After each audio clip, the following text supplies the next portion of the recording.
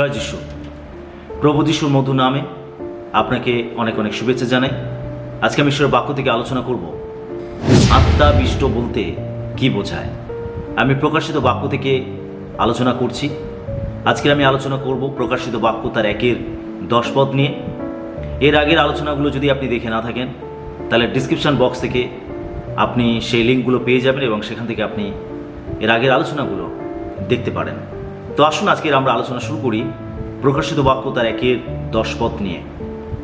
আর আজকের আলোচনার মুখ্য বিষয় হলো আত্মাবিষ্ট বলতে কি বোঝায়। আমরা দেখব প্রকাশিত বাক্য তার 1-10 পদে লেখা আছে, আমি প্রভুর দিনে আত্মাবিষ্ট হইলাম এবং আমার পশ্চাৎ তড়িৎধ্বনিবৎ এক মহারব শুনিলাম। আমরা এখানে দেখতে পাই যে যিশু শিষ্য যোহন যিশু নাম প্রচার করার জন্য, তার সাক্ষ্য বহন করার জন্য তাকে পাটুম নামক দ্বীপে শাস্তিস্বরূপ নির্বাসনে পাঠানো হয়েছিল এবং সেখানেই তিনি বিভিন্ন প্রকার দর্শন লাভ করেন। আর তিনি যে সকল দর্শনগুলো পেয়েছিলেন সেই সমস্তগুলোই তিনি আমাদের কাছে তুলে ধরেছেন, যা সত্য এবং গ্রহণযোগ্য এবং নির্ভরশীল। তো আমরা এখানে দেখি যোহন তিনি বলছেন, আমি প্রভুর দিনে আত্মাবিষ্ট হইলাম। আমি প্রথমে আলোচনা করতে চাই প্রভুর দিন। যখন এখানে বলছেন আমি প্রভুর দিনে আত্মাবিষ্ট হইলাম, এখানে প্রভুর দিন বলতে কোন দিনকে বলা হয়েছে?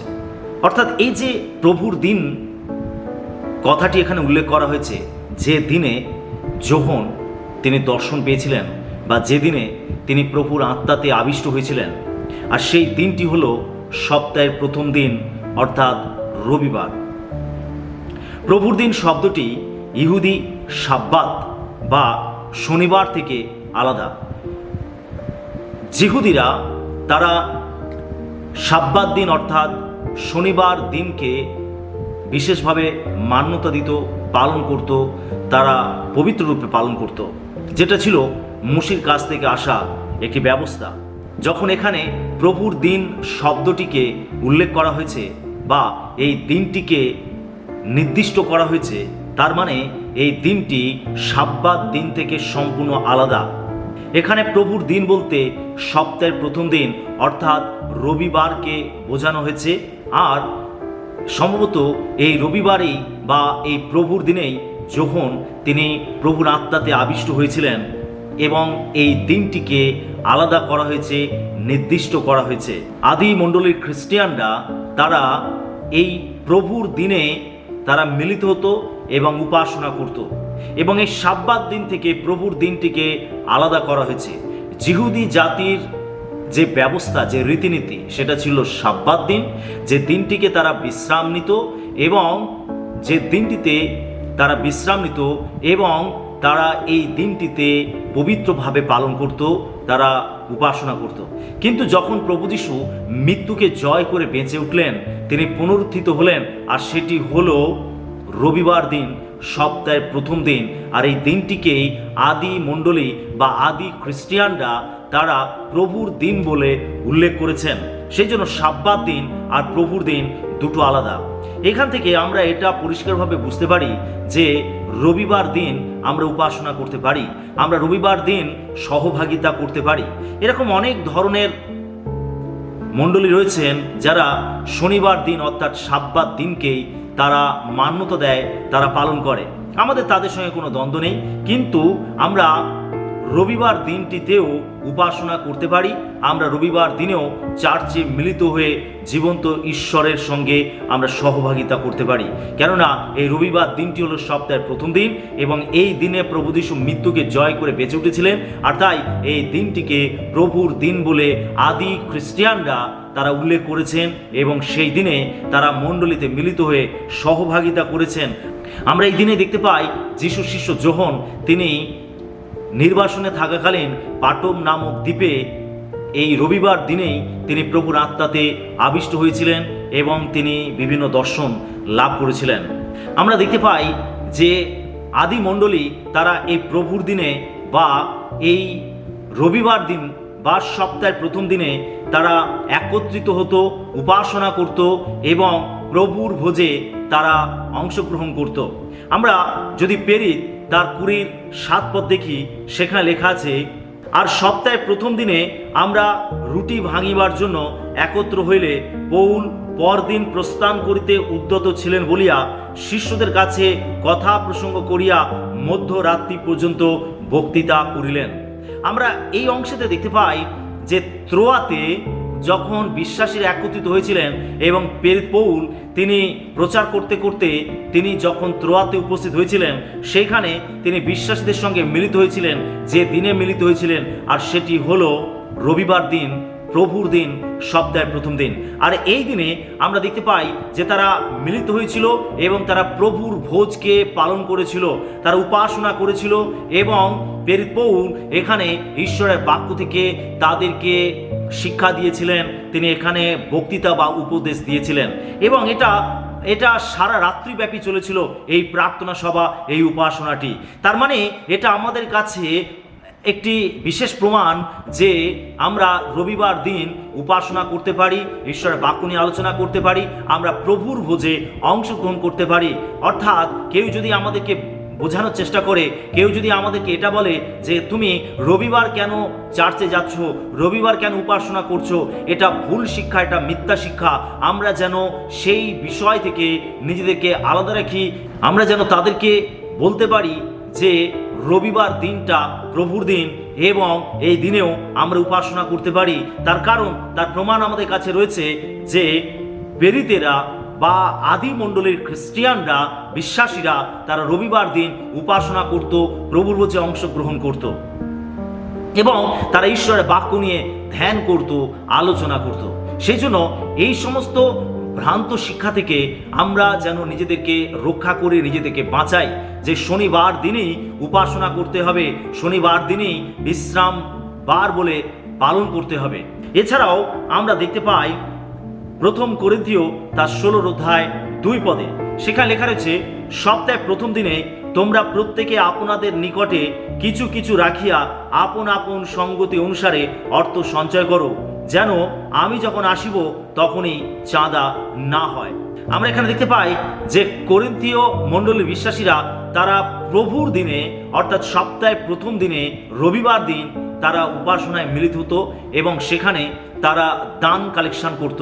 তার মানে এখানেও আমরা দেখতে পাই যে আদি মণ্ডলীর বিশ্বাসীরা তারা রবিবার দিন, প্রভুর দিনকে তারা উপাসনার জন্য ব্যবহার করত, তারা মিলিত হতো। এর পরের বিষয়টি আমরা দেখব, আর সেটি হচ্ছে যোহন তিনি বলছেন যে আমি প্রভুর দিনে আত্মাবিষ্ট হইলাম। এখানে 2 নম্বর বিষয় নিয়ে আমরা দেখব, আর সেটি হচ্ছে আমি আত্মায় ছিলাম বা আমি আত্মায় আবিষ্ট হলাম। যোহন তিনি এখানে বলছেন যে আমি প্রভুর দিনে আমি আত্মাবিষ্ট হইলাম। আত্মায় থাকা, আত্মাবিষ্ট হওয়ার অর্থ হচ্ছে আত্মায় থাকা বা আত্মায় পরিপূর্ণ হওয়া বা আত্মায় অভিভূত হওয়া, এই বিষয়গুলোকেই চিহ্নিত করে। এখানে যোহন তিনি পবিত্র আত্মায় আবিষ্ট হলেন বা পবিত্র আত্মায় পরিপূর্ণ হলেন বা তিনি আত্মায় অভিভূত হলেন। তিনি আত্মায় এমন একটা পর্যায়ে গিয়ে পৌঁছালেন যেখানে তিনি দর্শন লাভ করার জন্য বা ভাববাণীমূলক প্রত্যাদেশ লাভ করার জন্য তিনি আত্মাতে প্রস্তুত হয়েছিলেন। আর এইরকম একটা অবস্থাকেই চিহ্নিত করে, যেটাকে বোঝানোর জন্য যোহন তিনি বলছেন আমি আত্মায় আবিষ্ট হলাম। এই অভিজ্ঞতা পুরাতন নিয়মের ভাববাদীদেরও হয়েছিল। আমরা যদি জিসকেলকে দেখি, জিসকেল ভাববাদী পুস্তক তার 2 অধ্যায় 2 পদে আমরা দেখতে পাই, সেখানে লেখা আছে, সে সময় তিনি আমার সহিত কথা কইলেন, তখন আত্মা আমাতে প্রবেশ করিয়া আমাকে পায়ে ভর দেওয়াইয়া দাঁড় করাইলেন, তাহাতে যিনি আমার সহিত কথা কহিলেন তাহার বাক্য আমি শুনিলাম। এখানে জিসকেল ভাববাদীকে আমরা দেখতে পাই তিনিও আত্মায় এমনভাবে আবিষ্ট হয়েছিলেন বা তিনি আত্মায় এমনভাবে অভিভূত হয়েছিলেন যে তিনি এখানে বলছেন যে আত্মা আমাতে প্রবেশ করলো আর আমাকে পায়ে ভর দিয়ে দাঁড় করালো এবং আমার সঙ্গে প্রভু কথা বললেন, আমি তার রব শুনতে পেলাম। অর্থাৎ এখানে আত্মায় আবিষ্ট হওয়া বলতে বোঝায় পবিত্র আত্মার এমন একটা স্তরেতে পৌঁছে যাওয়া, পবিত্র আত্মাতে এমনভাবে পরিপূর্ণ হওয়া, অভিভূত হওয়া, যেখানে ঈশ্বর তাকে বিশেষ কোনো বার্তা দিতে চাইছেন বা তাকে এমন একটা আত্মিক স্তরে নিয়ে যেতে চাইছেন যেখানে গিয়ে তিনি বিভিন্ন প্রকার ঐশ্বরিক দর্শন লাভ করতে পারেন। তার মানে আমরা যদি প্রভুর রব শুনতে চাই, যদি আমরা বিভিন্ন দর্শন লাভ করতে চাই, তাহলে এই আত্মায় আবিষ্ট হওয়াটা প্রয়োজন আছে। অর্থাৎ প্রভু তার আত্মায় তিনি আবিষ্ট করে তিনি সেই সকল প্রত্যাদেশ এবং তিনি বিভিন্ন প্রকার দর্শন দান করে থাকেন। আমরা যিশকেল ভাববাদীকে দেখতে পাই যে তিনি আত্মায় আবিষ্ট হয়েছিলেন এবং আত্মা তাকে তুলে নিয়ে গেছিলেন, আত্মিকভাবে এমন স্তরেতে নিয়ে গেছিলেন, তাকে তিনি এমন পর্যায়ে নিয়ে গেছিলেন, তিনি তাকে ঘুরে ঘুরে বিভিন্ন দর্শন তাকে দেখিয়েছিলেন এবং তাকে প্রভু বিভিন্ন বার্তা দিয়েছিলেন, ভাববাণীমূলক তিনি বাক্য তাকে দিয়েছিলেন যাতে তিনি সেগুলোকে বুঝতে পারেন, গ্রহণ করতে পারেন এবং তার নিজস্ব জাতি ইসরায়েল জাতিকে তিনি সেই বার্তাগুলো শোনাতে পারেন, সাবধান করতে পারেন, সতর্ক করতে পারেন। আর এই জন্য যিশকেল ভাববাদীও তিনি আত্মায় আবিষ্ট হয়েই তিনি দর্শন পেয়েছিলেন এবং তিনি ভাববাণীমূলক বাক্য ঈশ্বরের কাছ থেকে তিনি শুনেছিলেন। এছাড়াও যদি আমরা দানিয়েলকে দেখি, যদি দানিয়েল তার 10:7 থেকে 10 পদ পড়ি, সেখানে লেখা আছে, আমি দানিয়েল একাকী সেই দর্শন পাইলাম, কারণ আমার সঙ্গীরা সেই দর্শন পাইল না, কিন্তু তাহারা অতিশয় কাঁপিয়া উঠিল এবং আপনা দিগকে লুকাইবার জন্য পলায়ন করিল।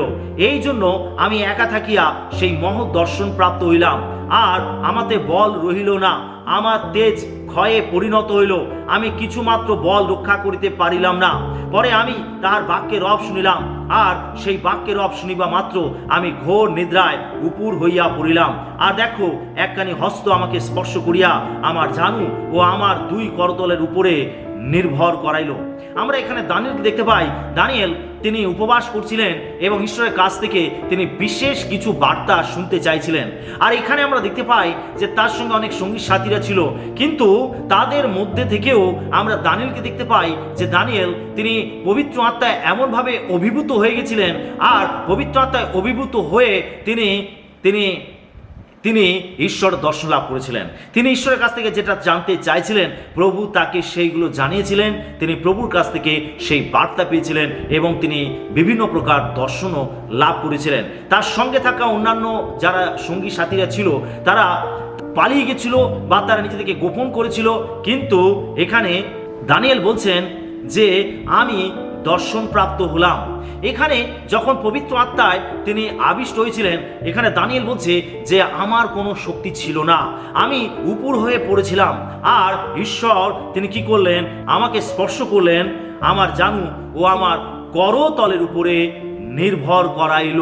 এখানে আমরা দানিয়েলকে দেখতে পাই যে দানিয়েল তিনি আত্মায় এমনভাবে অভিভূত হয়ে পড়েছিলেন যে তার মধ্যে আর শক্তি ছিল না, তিনি একেবারে শায়িত অবস্থায় উপুর হয়ে পড়েছিলেন, কিন্তু ঈশ্বর তাকে স্পর্শ করলেন, তাকে শক্তি যোগালেন এবং তিনি কোনোভাবে তিনি জানুর উপরে, তিনি হাঁটুর উপরে এবং হাতের উপরে তিনি ভর দিয়ে তিনি উঠেছিলেন এবং তিনি ঈশ্বরের রব শুনেছিলেন, সেই বার্তাকে তিনি গ্রহণ করেছিলেন।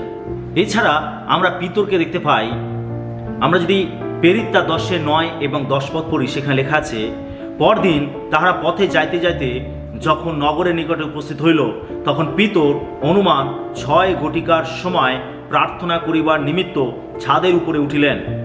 তিনি ক্ষুধিত হইলেন, তাহার আহার করিবার ইচ্ছা হইল, কিন্তু লোকেরা খাদ্য প্রস্তুত করিতেছে, এমন সময় তিনি অভিভূত হইয়া পড়িলেন। আমরা এখানে পিতরকে দেখতে পাই যে পিতর তিনি ছাদের উপরে প্রার্থনা করতে উঠেছিলেন, আর তার খুব খিদে পেয়েছিল, নিচে রান্না হচ্ছিল, খাবার তৈরি হচ্ছিল, কিন্তু আমরা পিতরকে দেখতে পাই যে পিতর প্রার্থনা করতে করতে তিনি অভিভূত হয়ে পড়লেন, অর্থাৎ তিনি আত্মায় এমনভাবে আবিষ্ট হলেন এবং তিনি আত্মিকভাবে এমন একটা অবস্থায় গিয়ে পৌঁছালেন। আর আমরা এখানে দেখতে পাই যে তিনি স্বর্গীয় দর্শন লাভ করেছিলেন। আমরা 3 নম্বর পয়েন্ট দেখব, আমি আমার পিছনে তুরীর মতো একটি উচ্চ স্বর শুনিলাম। আমরা এখানে দেখব যে তুরীর ধ্বনির মতো একটি শব্দ যোহন শুনতে পেয়েছিলেন। তুরীর মতো উচ্চ স্বর এটা কর্তৃত্ব এবং জরুরি অবস্থার ইঙ্গিত দেয়, যা ঐশ্বরিক প্রত্যাদেশের সাথে সম্পর্কযুক্ত। যখন তিনি আত্মায় আবিষ্ট হলেন, তখন যোহন একটি তুরীর উচ্চ শব্দ তিনি শুনতে পেলেন। আর এই যে তুরিত ধ্বনির যে শব্দ তিনি শুনতে পেলেন, এটা চিহ্নিত করে যে তাকে আকৃষ্ট করা, তাকে মনোযোগ দেওয়া, যেন তিনি প্রভুর প্রত্যাদেশ লাভ করতে পারেন। বাইবেলের যুগে গুরুত্বপূর্ণ ঘটনা ঘোষণা করতে বা লোকেদের একত্রিত করতে তুরি ব্যবহার করা হতো এবং প্রভুর উপস্থিতির জন্য তুরির ধ্বনি বাজানো হতো। বাইবেলে আমরা এই তুরির ধ্বনি নিয়ে আমরা অনেক ঘটনা দেখতে পাই। আমরা এখানে দেখতে পাই যে আমরা পুরাতন নিয়মে দেখতে পাই যে তুরির ধ্বনি ব্যবহার করে লোকেদেরকে একত্রিত করা হতো এবং প্রভুর উপস্থিতির চিহ্ন স্বরূপে এই তুরির ধ্বনির শব্দ শোনানো হতো। আমরা যদি যাত্রা পুস্তক তার 19:16 পদ পড়ি, সেখানে লেখা রয়েছে, পরে তৃতীয় দিন প্রভাত হইলে মেঘ গর্জন ও বিদ্যুৎ এবং পর্বতের উপরে নিবিড় মেঘ হইল, আর অতিশয় উচ্চরবে তুরির ধ্বনি হইতে লাগিল, তাহাতে শিবিরস্থ সমস্ত লোক কাঁপিতে লাগিল। আমরা এখানে দেখতে পাই যখন ইসরায়েল জাতি সিনয় পর্বতের কাছে এসে পৌঁছেছিল, আর ঈশ্বর তিনি তাদেরকে পবিত্র করতে বলেছিলেন যেন তারা পবিত্র হয়, কেননা ঈশ্বর সিনয় পর্বতে নেমে আসবে আর মোশির সঙ্গে দেখা করবে এবং এই দৃশ্য যেন সমস্ত ইসরায়েল জাতি দেখতে পায়। ঈশ্বর চেয়েছিলেন যে মোশি একজন ঈশ্বরের প্রকৃত দাস, এটা যেন সমস্ত ইসরায়েল জাতি জানতে পারে। আর সেই জন্য ঈশ্বর মোশিকে বলেছিলেন যেন তারা আগে নিজেদেরকে পবিত্র করে এবং তারা পর্বতের কাছে আসে, আর ঈশ্বর তিনি পর্বতের উপরে নেমে আসবে। এখানে আমরা দেখতে পাই লেখা রয়েছে যে তৃতীয় দিন প্রভাত হইলে মেঘ গর্জন ও বিদ্যুৎ এবং পর্বতের উপরে নিবিড় মেঘ হইল। আর এটা কি? ঈশ্বরের উপস্থিতির চিহ্ন। আর অতিশয় উচ্চ রবে তুরি ধ্বনি হইতে লাগিল। তখন চারিদিকে তুরি বাজানো হয়েছিল, আর তখনই সমস্ত লোক কি হয়েছিল, তারা শিবিরস্থ সমস্ত লোক কাঁপিতে লাগিল। এখানে তারা এটা বুঝতে পেরেছিল যে এই আওয়াজটা এত ভয়ঙ্কর ছিল যে তারা ভয় পেয়ে গেছিল এবং তারা বুঝতে পেরেছিল যে ঈশ্বরের প্রতাপ নেমে এসেছে, আর সেই জন্য তারা ঈশ্বরের উপস্থিতির সামনে যেতে ভয় পাচ্ছিল। অর্থাৎ আমরা এখানে দেখতে পাই যে এই তুরির ধ্বনি বাজিয়ে লোকেদেরকে একত্র করা হচ্ছে যেন তারা প্রত্যক্ষ করতে পারে, আর এই জন্য তাদেরকে একত্র করার জন্য এই তুরির ধ্বনি বাজানো হতো। তুরির ধ্বনির সঙ্গে ঈশ্বরের উপস্থিতির একটা ঘনিষ্ঠ সম্পর্ক রয়েছে এবং তুরির ধ্বনির সঙ্গে ঈশ্বরের একটি বার্তা বা বাক্যের বা প্রত্যাদেশের বা ভাববাণীর একটি গভীর সম্পর্ক রয়েছে। তার মানে তুরি বাজানো যখন হতো বাইবেলের যুগে, তখন বিশেষ একটি বার্তা শোনার জন্য তাদের মনোযোগকে আকর্ষণ করা হতো। যখনই তুরি বাজতো তখন আমরা দেখতে পাই যে ঈশ্বরের লোকেরা তারা এটা বুঝতে পারত যে এটা বিশেষ একটা ইঙ্গিত, এটা বিশেষ একটা চিহ্ন। সেই জন্য তারা নিজেদেরকে প্রস্তুত করত, তারা মনোযোগ দিত, তারা একত্রিত হতো যাতে তারা ঈশ্বরের সান্নিধ্যে আসতে পারে, তারা ঈশ্বরের বার্তা পেতে পারে এবং তারা নিজেকে প্রস্তুত করতে পারে। আর এই জন্য তুরির ধ্বনিকে ব্যবহার করা হতো, যেটা যোহনকে আকর্ষণ করার জন্য যেটা যোহনের মনোযোগ আকর্ষণ করার জন্য এই তুরির ধ্বনিটা বাজানো হয়েছিল, যেন যোহন মনোযোগ করে যে ঈশ্বর তাকে বিশেষ কোনো বার্তা দিতে চলেছেন, ঈশ্বর তাকে কোনো প্রত্যাদেশ দিতে চলেছেন, বা প্রভু তাকে বিশেষ কোনো দর্শন দেখাতে চলেছেন। আর সেই জন্য তার মনোযোগকে আকর্ষণ করতেই তুরি সেখানে বাজানো হয়েছিল। যখন বলছেন, আমি প্রভুর দিনে আত্মাবিষ্ট হইলাম এবং আমি তুরির শব্দ শুনতে পেলাম। এছাড়াও দেখুন প্রথম থেসলোনিকীয় তার 4:16 পদে লেখা রয়েছে, কারণ প্রভু স্বয়ং আনন্দ ধ্বনি সহ প্রধান দূতের রব সহ এবং ঈশ্বরের তুরিবাদ্য সহ স্বর্গ হইতে নামিয়ে আসিবেন, আর যাহারা খ্রিস্টে মরিয়াছে তাহারা প্রথমে উঠিবে। আমরা দেখি যিশুর দ্বিতীয় আগমন যখন হবে, প্রত্যেকটা মানুষ তাকে দেখতে পাবে। তিনি আসবেন আনন্দ ধ্বনির সঙ্গে, তিনি আসবেন দূতেদের সঙ্গে, এবং এখানে লেখা রয়েছে যে ঈশ্বরের তুরিবাদ্য সহকারে তিনি স্বর্গ হইতে নামিয়ে আসবেন। আমরা এখানে দেখতে পাই যে প্রভু যীশু যখন দ্বিতীয় আগমন হবে তখনও তুরি বাজবে, আর এটা উল্লেখ করা রয়েছে। এটা এমনই একটি তুরি, আমরা দেখতে পাই যে ইসরায়েল জাতি তুরির শব্দ শুনে তারা তাম্বুর মধ্যে কি হয়েছিল, তারা কাঁপতে আরম্ভ করেছিল, ভয়তে কাঁপতে আরম্ভ করেছিল। আর যখন যিশু দ্বিতীয়বার এই পৃথিবীতে আসবেন তখনও তুরি বাজবে, এই তুরির ধ্বনি বাজবে। আর এই তুরির ধ্বনি এতটা ভয়ঙ্কর শব্দ হবে যে সমস্ত পৃথিবীর মানুষ মনোযোগ দেবে, তারা প্রত্যেকে তাকাবে, তারা আকৃষ্ট হবে। এবং যারা বিশ্বাসী প্রভুতে বিশ্বস্তভাবে জীবনযাপন করবে, এটা তাদের কাছে এক আনন্দের দিন হবে। কিন্তু যারা অবিশ্বাসী তাদের কাছে এটাও একটা কাঁপুনির দিন হবে। ঠিক যেদিনে ঈশ্বর নেমে এসেছিলেন সিনাই পর্বতে, আর ইসরায়েল জাতি যেভাবে কাঁপছিল, আর যিশু দ্বিতীয় আগমনের সময় সমস্ত অবিশ্বাসীরা, অধার্মিকেরা, পাপীরা, যারা মন ফেরাবে না, যারা প্রভুকে গ্রহণ করবে না, তারাও সেই দিনে কাঁপতে থাকবে। তারাও ভয়ের যে যার মতো লুকাতে চেষ্টা করবে, কেননা তারা জানবে যে বিচারের দিন এসে গেছে। এখন তাদেরকে খ্রিস্টের সামনে জবাবদিহি করতে হবে, আর সেই জন্য তারা নিজেদেরকে গোপন করতে চাইবে। তো আমরা এখানেও দেখতে পাই যে প্রভু যীশু খ্রিস্ট তিনি যখন দ্বিতীয়বার এই পৃথিবীতে ফিরে আসবেন তখনও এই তুরি বাজানো হবে, যাতে সমস্ত বিশ্বের মানুষ সেই দিকে মনোযোগ করতে পারে, যেন প্রভুর দিকে মনোযোগ করতে পারে, প্রত্যেকে যেন এই শব্দ শুনতে পায়, আর এই জন্য তুরি বাজানো হবে। তো আমরা এখানে এটা পরিষ্কারভাবে বুঝতে পারছি যে যোহনের মনোযোগ আকর্ষণ করার জন্যই তুরির ধ্বনি বাজানো হয়েছিল।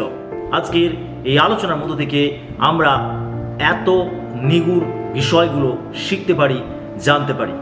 আমি বিশ্বাস করি যে আজকে প্রকাশিত বাক্য তার 1-10 পদ থেকে আমরা এই আধ্যাত্মিক শিক্ষাগুলো লাভ করেছি। প্রভু আমাদের প্রত্যেকে আশীর্বাদ করুন, প্রত্যেকে ভালো থাকবেন। সবাইকে জয় যিশু।